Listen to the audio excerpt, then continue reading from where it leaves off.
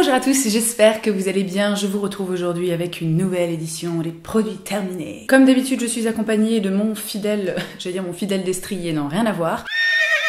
Mon fidèle panier, rempli de choses que j'ai utilisées, que j'ai aimées ou pas. Alors la première chose sur laquelle je tombe, c'est un gel douche de la marque Lovea Nature. Je vous ai déjà parlé de cette marque.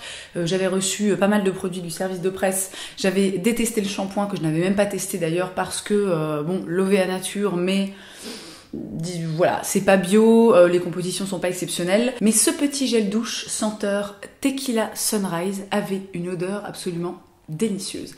C'est peut-être mon côté alcoolique qui parle, mais alors vraiment, ça sentait une odeur fruitée, sucrée, hyper agréable. Moi qui ai souvent tendance à me lasser de ce type d'odeur, et bien là, pas du tout. Je l'ai utilisé et je l'ai terminé avec un plaisir infini.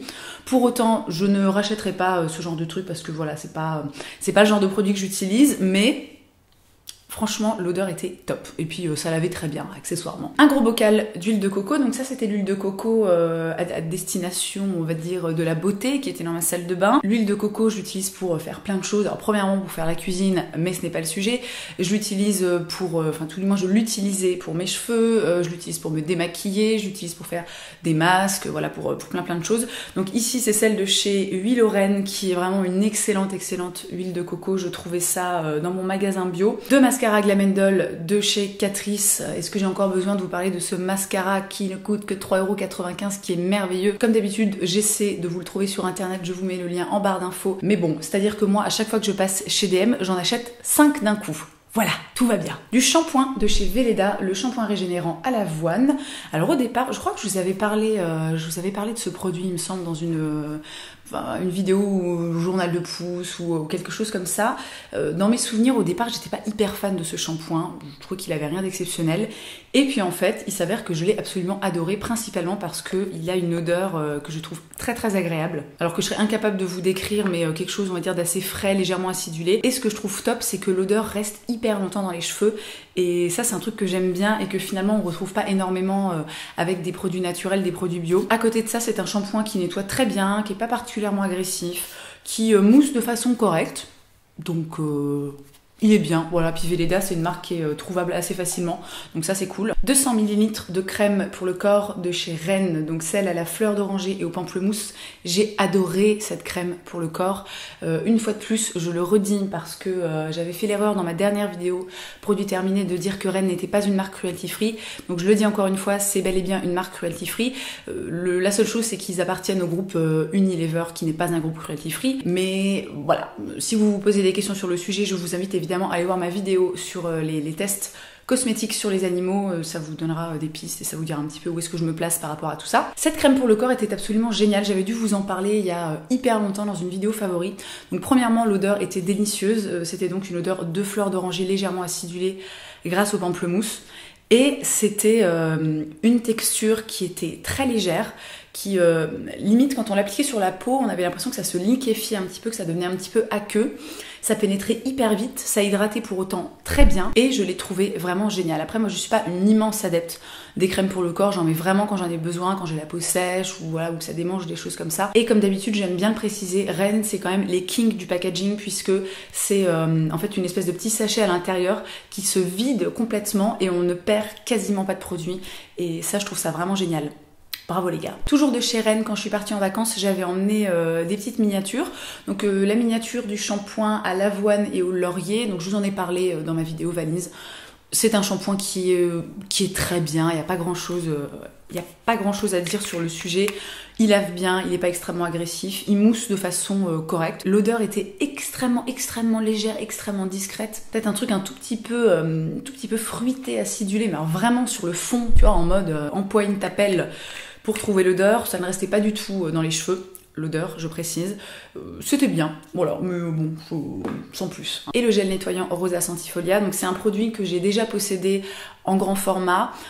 Il est bien, mais moi j'ai, c'est ce que je vous dis à chaque fois, moi j'ai besoin d'un nettoyant qui est quand même, qui nettoie, tu vois, mais genre qui nettoie vraiment, vraiment, vraiment bien.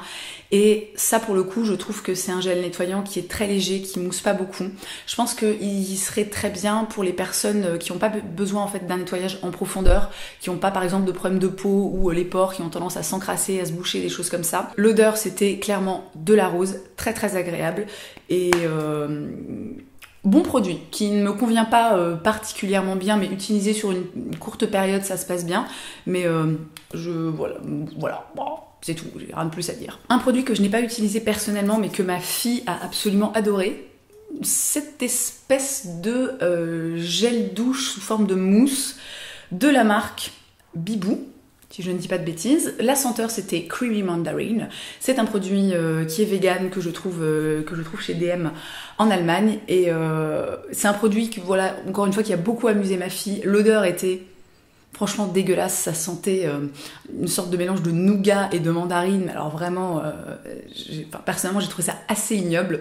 Mais c'était un produit, c'est un produit qui était rigolo et j'ai trouvé ça cool que ce soit un produit vegan. Ma fille a beaucoup aimé l'utiliser. Décidément, vous allez vous dire, cette fille passe son temps à se laver. C'est pas faux. Écoutez, je me lave tous les jours, je pense comme beaucoup de personnes.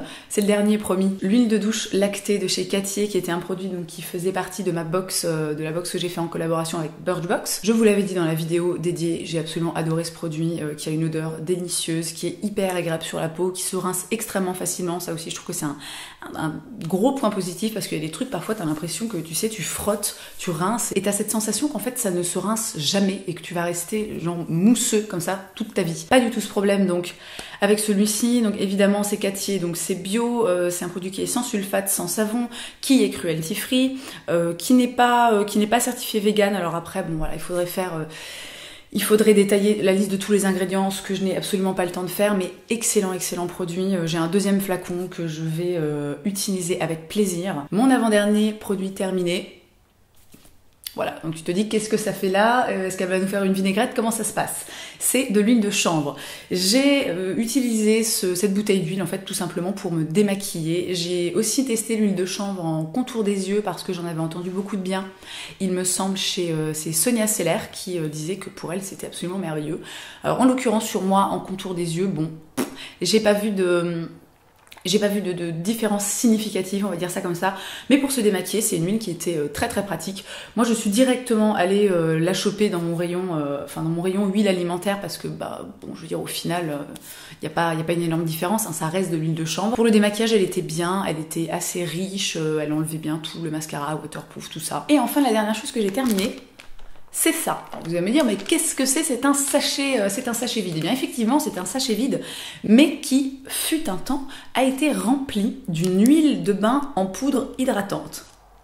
Tu te dis là, les types vont loin quand même, hein, ils vont très loin. Donc j'avais trouvé ça chez Urban Outfitters à Toronto. La marque c'est Les Pétards et c'est un produit qui est 100% canadien, si je ne dis pas de bêtises. Et c'était tout simplement une espèce de petite poudre qui ressemblait un peu à de la farine, voilà, un truc finalement assez classique qu'on mettait dans son bain, qui sentait bon et qui effectivement laissait la peau très hydratée. On sentait que ça laissait une sorte de film gras entre guillemets. Au niveau des ingrédients, c'était très naturel. L'odeur était extrêmement agréable aussi. Ça sentait les fleurs.